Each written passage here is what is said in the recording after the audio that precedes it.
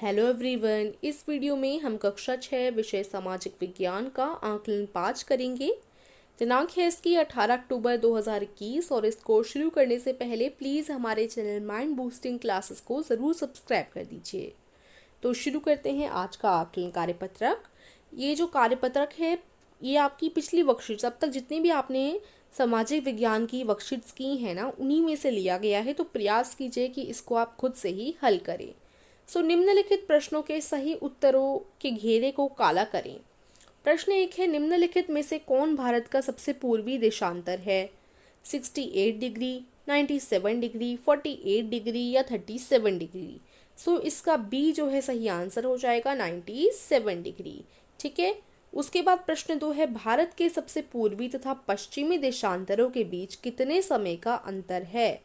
तो लगभग 2 घंटे का अंतर है। भारत की बात करिए, सिर्फ भारत की ही बात करिए। जो हमारा भारत है, मान लो ये जो मैंने गोला बनाया, यहाँ पर हमारा भारत पड़ रहा है, तो जैसे पूरी जो धरती है, धरती पर क्या है, इस तरीके से देशांतर बनाए गए हैं। देशांतर पर जो है डिग्री होती हैं। अब हमारी भारत में भी कई सारे देशांतर, उनमें भी डिग्री रखी जाती है। तो सबसे पूर्वी देशांतर की पहले प्रश्न में डिग्री पूछी है और यहाँ पूछा है कि पूर्वी और पश्चिमी देशांतर के बीच कितना समय है, तो आपको बताना है। तो देखा जाए तो हमारा जो भारत है उसी में अलग अलग जगह, अगर पूर्व व पश्चिम की बात करें तो लगभग 2 घंटों का अंतर देखने को हमें मिल जाता है। ठीक है। इसका आंसर ए हो जाएगा, लगभग 2 घंटे। ठीक है। तो भारत में ही पूर्वी और पश्चिमी देशांतरों के बीच 2 घंटों का फर्क है, लेकिन भारत में जो है एक मानक यमयुक्ता रख दिया गया है, जिसकी वजह से पूरी जो भारत है उसका समय एक रखा गया है, स्टैंडर्ड टाइम। ठीक है। प्रश्न 3 है, भारत की मानक यमयुक्तर का क्या मान है? 82.5 डिग्री, 68.5 डिग्री, 37.6 डिग्री या 45 डिग्री। तो भारत की जो बीच में एक रेखा खींची गई है मानक यमयुक्तर, जहाँ पर जो भी टाइम हो रहा होगा वो माना जाएगा पूरे भारत का टाइम। तो उस मानक यमयुक्तर कौन सी डिग्री पर माना गया है? 82.5 डिग्री पर मानक यमयुक्तर माना गया है। उसका मान क्या है? 82.5 डिग्री। ए जो है प्रश्न 3 का उत्तर हो जाएगा। प्रश्न 4 है, हड़प्पा सभ्यता के शहरों का निर्माण लगभग कितने साल पहले हुआ?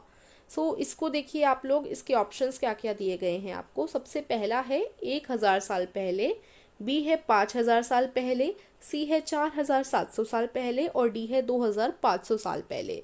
आप वर्कशीट्स आप लोगों ने अच्छी तरीके से मैंने आपको समझाई थी, तो आपको पता होगा इसका सी जो है राइट आंसर है। 4700 साल पहले जो है हड़प्पा सभ्यता के शहरों का निर्माण हुआ था। ठीक है। हमारे पुरातत्वविदों ने यही जो है खोज की है।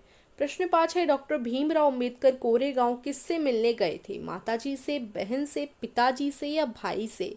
ये भी हमने कहानी पढ़ी थी ना। इस कहानी में क्या था, जो डॉक्टर भीमराव अंबेडकर है उनके साथ भेदभाव किया गया था, तो कोरेगांव से वो किससे मिलने आए थे? इसका हो जाएगा सी, पिताजी से। लेकिन ना ही अभी तक पिताजी वहां पहुंचे थे और ना ही उनके कोई नौकर पहुंचे थे। आपने अपनी वर्कशीट्स में पढ़ा था। सी जो है प्रश्न 5 का सही आंसर हो जाएगा। प्रश्न 6 है, निम्नलिखित में से भारत के किस राज्य में हड़प्पा के शहर नहीं मिले? गुजरात में, राजस्थान में, हरियाणा में या केरल में? इसका डी हो जाएगा, केरल में। यहाँ पर हड़प्पा के शहर नहीं मिले। ठीक है। D is the right answer. उसके बाद नेक्स्ट देखते हैं प्रश्न 7, हड़प्पा में ऊंचाई वाले भाग को क्या कहा जाता है? हाँ, तो देखिए स्नानागर, मंच, नगरदुर्ग या इनमें से कोई नहीं। तो सबसे ऊंचा वाला जो भाग होता है उसको हम लोग कहते हैं नगरदुर्ग। ठीक है। जो सी है वो राइट आंसर रहेगा। आप प्रश्न 7 का सी राइट आंसर लगाएंगे। उसके बाद है प्रश्न 8। प्रश्न 8 है, निम्नलिखित में से कौन हड़प्पा का शहर नहीं है? मोहनजोदाड़ो, धोलावीरा, लोथल या लखनऊ? तो देखिए लखनऊ तो वैसा ही एक नॉर्मल शहर है, लेकिन ये हड़प्पा सभ्यता का जो है शहर नहीं है। बाकी जो है मोहनजोदाड़ो, धोलावीरा, लोथल, ये तीनों ही हड़प्पा सभ्यता के नगर हैं।